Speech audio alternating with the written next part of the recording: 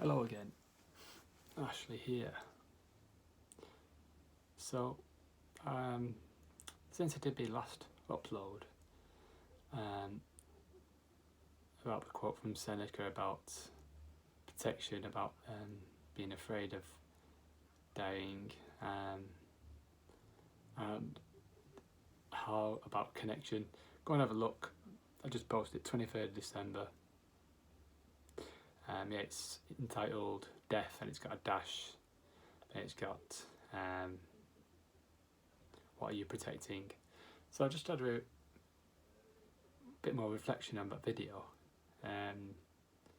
and you might be watching these videos and thinking, Ash, all this sounds great, all this philosophy from thousands of years ago by Roman emperors. The theory sounds great, but Ash, I haven't got. You might be making excuses about why you can't be this type of person, why you can't, be a good person and be the person who you want to be. And you might be putting all these mental blocks in front of you, even though they might feel physical. It's mental. And in terms of death,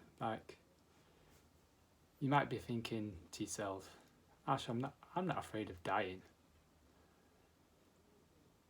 But for me, after reflection, literally every fear we have, or every worry, has an endpoint of death. Because, for example, if your reason for not being who you want to be on a daily basis is you don't have enough money, it's like, okay, so it's asking yourself, right, what does money mean to me? What does it give me that I need to be the person I want to be? And it's asking yourself, okay, what if I didn't have any money? What would happen next? What next? And you might say, well, I won't be able to eat. Okay, what next? Well, I won't be able to sleep in a warm bed. I won't be able to have shelter. And then, okay, then what next? Well, if I don't eat and don't have shelter, then I'm gonna have to sleep outside in the cold, and I might get sick. And okay, what next? Well, if I get sick and I'm not eating and I'm outside every day, then I'm going to get more sick, and I might have to go to hospital. Okay, what next? Oh, well, I might die. And that's the end. So that's the point I'm trying to make, that if your excuse is that money, it has an endpoint of dying. So really, you are protecting yourself from death. Okay, and a next fear, standing in front of a group of people. Okay, what you're afraid of? Well, I don't know what to say. Okay, what next? Well, what if you tried just to say something? Well, I might stumble with words. Okay, what next? So people might laugh at me. Okay, what next? Well, I don't know. I might get sick, and something bad might happen while I'm stood there. Okay, what next? Oh, I might get sick. I might die. So if you keep asking yourself, what next? So it's cognitive dissonance. sort of process.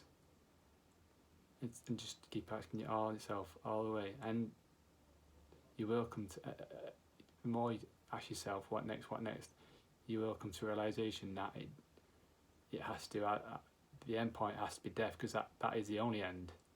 Everything else, every other fear, just carries on. It's an illusion, and I'm coming to the realization that I've been creating illusions all my life in fear of death. Okay, the next fear you could have, I can't be the person I want to be because I'm too sick, I've got a disability. Okay, what next? Well, I can't do what a normal person can do. Okay, what next? Well, I don't know where to start. Okay, what next? Well, I'm not good enough to do that. Okay, what next? See, there's always, we're very fortunate in today's world, there's always an answer to our question. You just Google it, or you just ask someone, and you'll never not find an answer to a question, and not find an answer on how to do something for your situation. Through books, internet, asking someone. And yeah, what we tend to do is not do it and put these mental blocks. I'm too sick, I haven't got enough money, I've got 5 kids running around the house, I need to be responsible for them, I need to protect myself. But there has to be a breakthrough. For you to progress, you have to break through that. Otherwise, you will just be constantly telling yourself that story of, I haven't got enough, I don't have the tools to do that, I don't have the abilities, the weather's not right, it's raining, it's too slippy outside, my children's sick today, my internet's down, the people around me are saying I shouldn't be doing it, people around me are saying I'm no good at it. But it's like visualising, as I'm doing videos, it's like visualising yourself. If this was your last day on Earth, would you be telling yourself these sort of things to not do something? Or would you maybe think, all that stuff I was telling myself that was blocking me from living in virtue, kindness, courage, honesty, it was just an illusion. And now here I am on my deathbed, and it's too late. So let's not get to that point. It is possible, even though people around you, society may tell you it's not possible for you to. You may believe that it's not possible for you to be this person, and it's just making them, knowing that, taking responsibility that you have to, the only way to do it is breaking through the mental blocks, sort of leaning into vulnerability, because if you don't, the vulnerability will just be always there, it'll always be there.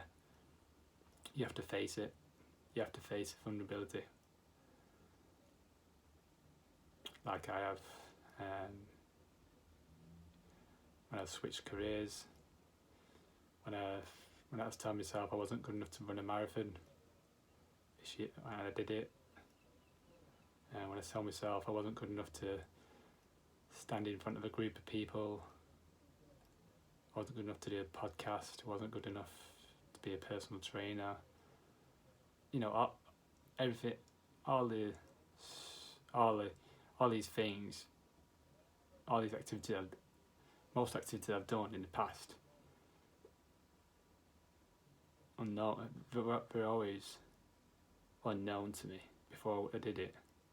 But the more times you do it, the more repetition you have, it becomes known to you, and it gets easier. For example, it's my problem gambling.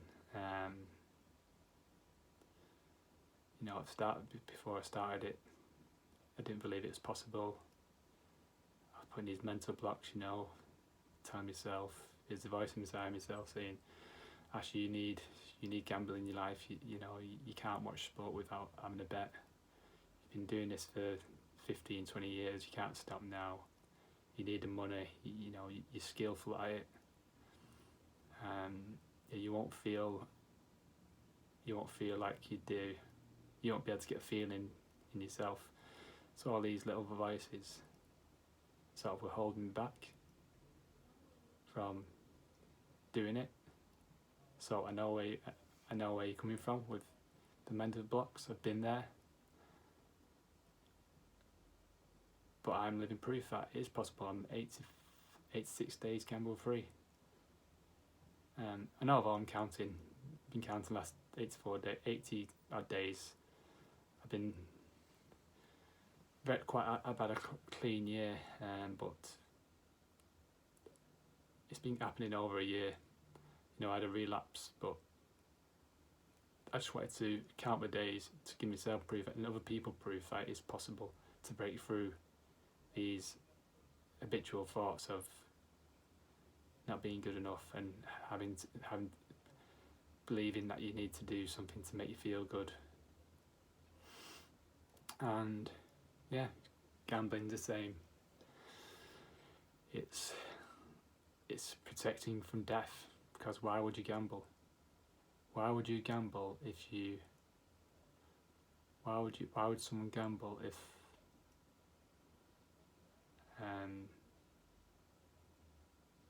they weren't scared of dying? They weren't afraid of dying. Yeah, I'll have to think about that one. I guess it's gambling. It's all about collecting money. You're trying to get money. You're trying to get feelings, and you believe without the feelings that you feel vulnerable. Vulnerability can lead to death. Loss. Vulnerability can lead to loss and essentially death.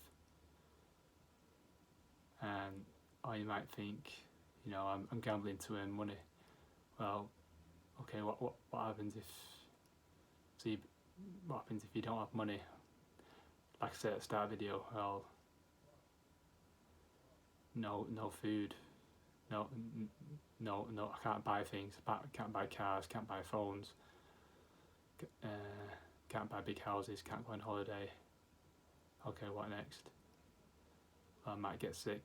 So, literally, well, any addiction, any sort of any addiction like gambling, drinking, any numbing sort of addiction like gambling, alcohol, cigarettes, sex,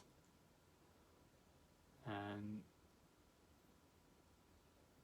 any obsession with it is sort of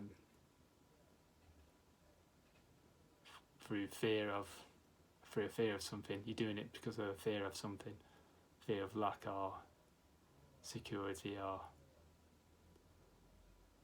identity. So that's my 15-minute reflection. And just to sum up, without any quotes from Daily Stoic, just felt good to just come on, let you know how I was feeling, and yeah, if it's helped one person, then it's been worth doing. But it's helped me get clear, and yeah, it's good to just, as I said yesterday, just share experiences. It's just letting it. I feel it's good instead of just swimming around in your head. That can be through journaling now, doing these videos.